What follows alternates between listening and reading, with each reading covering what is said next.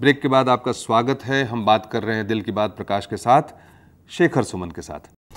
आज आप देखें तो वाकई मूल स्तर पे, चाहे वो शिक्षा हो, गांव खेड़ी की शिक्षा हो, लड़कियां स्कूल जाने लगी हैं, जो है हेल्थ केयर की बात करें आप, सड़कों की बात करें आप, तो बहुत परिवर्तन है। और ये आसानी से नहीं आया है। उस मानस को बदलते और मेहनत करते करते इम्प्लीमेंटेशंस हुए हैं, तब जा करके आया है। और मुझे अच्छा लग रहा है कि लोगों को अब ये दिखाई दे रहा है, लोगों को बात ये समझ में आ रही है कि विकास हो रहा है। The progress can be seen, it's conspicuous, it's right in front of you and you can not deny it. Correct. जब इस प्रोग्रेस का आम आदमी को, गरीब आदमी को जब इसका फायदा मिलने लगेगा, मिल रहा होगा, तभी जाकर के वो निकला। और मुझे ऐसा लग रहा है, जब हम इतिहास जो कह रहे हैं कि इतिहास के दहलीज पे खड़े हैं, कि जिस तरह से औरतों ने निकल के घर से वोट दिया है, बिल्कुल जिस तरह से गरीबों ने निकल करके वोट दिया है, वो मुझे लगता है कहीं ना कहीं वो जातवाद का फैक्टर जो है वो जरूर थोड़ा मिटिगेट हो रहा है, और लोग जो है वो सामने आकर के वोट कर रहे हैं। उम्मीद करता हूँ नहीं होगा शायद ओवरनाइट नहीं होगा, रातों रात नहीं होगा, पर जैसा कहते हैं कि धीरे धीरे है मना, धीरे सब कुछ होए, और माली सींचे सौ घड़ा, ऋतु आए फल होए। तो वो फल लगेंगे, जब ऋतु आएगी उसकी तो वो फल लगेंगे। और जिस सुनहरे भविष्य की हमने कल्पना की, जिस मानसिकता के बारे में हम सोचते रहते हैं, हम आप जिससे जुड़े हुए, वो मानसिकता आएगी, भले ही धीरे धीरे। बिल्कुल आएगी। और बिहार के कलाकार हों, बिहार के किसान हों, बिहार के मजदूर हों, बिहार के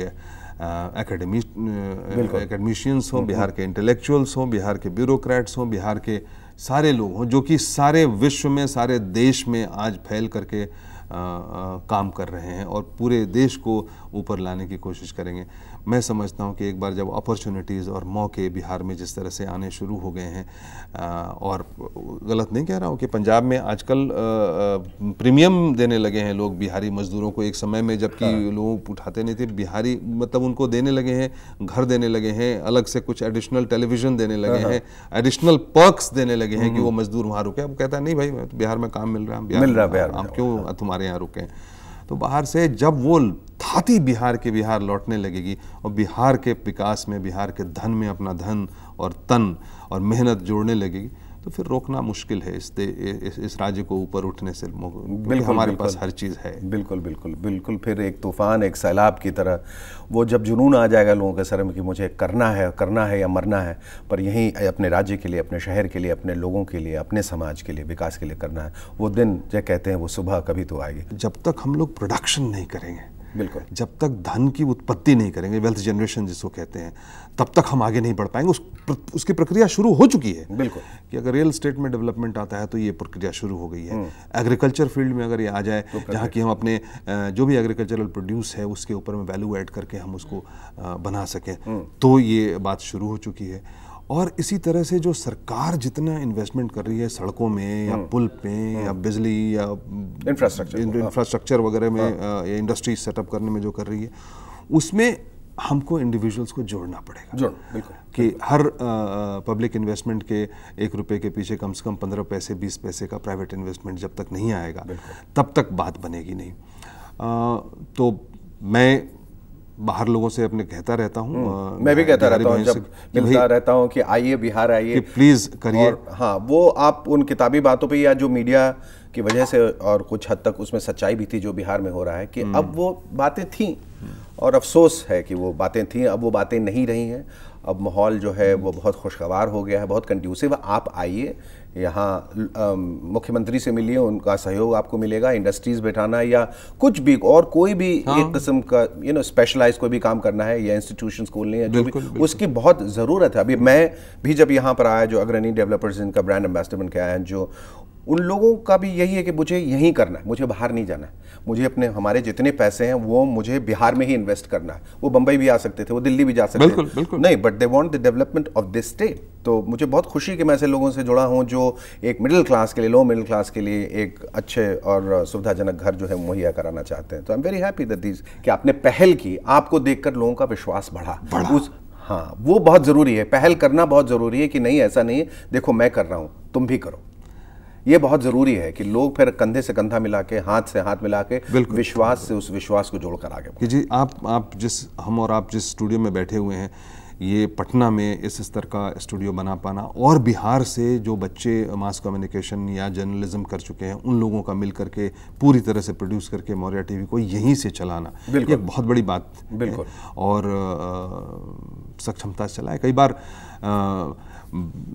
रास्ते में बाधाएं आती हैं, दिशा थोड़ी इधर उधर हो जाती है। और मैं ये समझता हूँ, मैं यहाँ भी जब भी आता हूँ स्टूडियोज में या जर्नलिस्ट लोग से बात करता हूँ, कितने डायनामिक लोग हैं, इतने पढ़े लिखे, जिनको समझ है, सब चीज़ की समझ है, ना सिर्फ पॉलिटिक्स की, फिल्म्स की, इकोनॉमिक्स की, सब चीज़ की समझ है, अच्छा बोलते हैं, अच्छा लिखते हैं, उनको बाहर जाने की ज़रूरत नहीं। और मुझे अच्छा लगा कि अगर आपने मौर्या टीवी यहाँ खोला तो उतने सारे लोग जो शायद बाहर चले जाते अब वो बिहार में हैं और अब कंट्रीब्यूट कर रहे हैं अपने टैलेंट को, और आपने एक एम्प्लॉयमेंट जनरेट किया है, लोगों को एक रास्ता दिखाया, एक दिशा दिखाई है।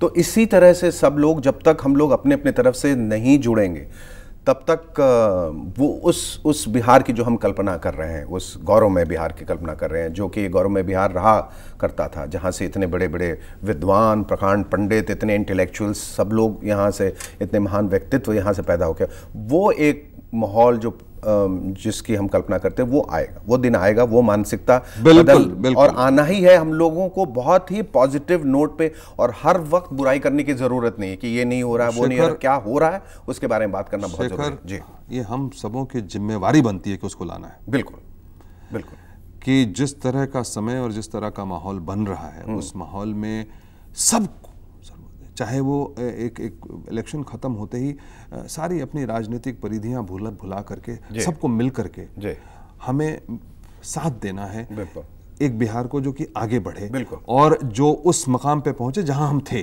जो स्वर्णिम हमारा था। और हमारे पास बहुत लैटिट्यूड है बढ़ने को, किसी चीज की कमी नहीं है हमारे पास, हर चीज हमारे पास है। वो दिन जो कहते हैं वो सुबह कभी तो आएगी, वो सुबह जरूर आएगी। तो मैं अपने सभी दोस्तों से जो हमारे साथ इस दिल की बात करने को जुटते हैं, मैं उनसे पूछता हूँ कि दिल क्या कह रहा है आपका इतिहास के दहलीज पे, कहाँ दिल बहुत अच्छा कह रहा है। दिल एक बच्चे की तरह सोच रहा है कि जो होगा सब अच्छा होगा, जो हो रहा है अच्छा होगा, जो हुआ वो अच्छा है, अच्छा बुरा जो भी है उससे एक अच्छाई निकल के आई है।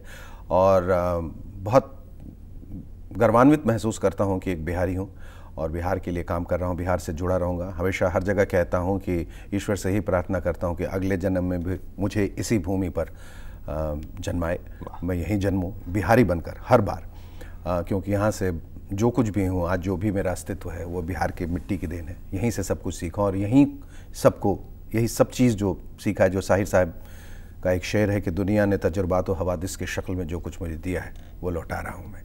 तो वो मानसिकता जो है वो आनी, तो बिल्कुल आपकी उम्मीद से अपनी उम्मीद को जोड़ते हुए मैं भी जो बिहार में इस वक्त की स्थिति है जहाँ मानस लोगों का बना है, आगे बढ़ने की बात और सोच बनी है कि वो कंटिन्यूड रहे, उसमें हम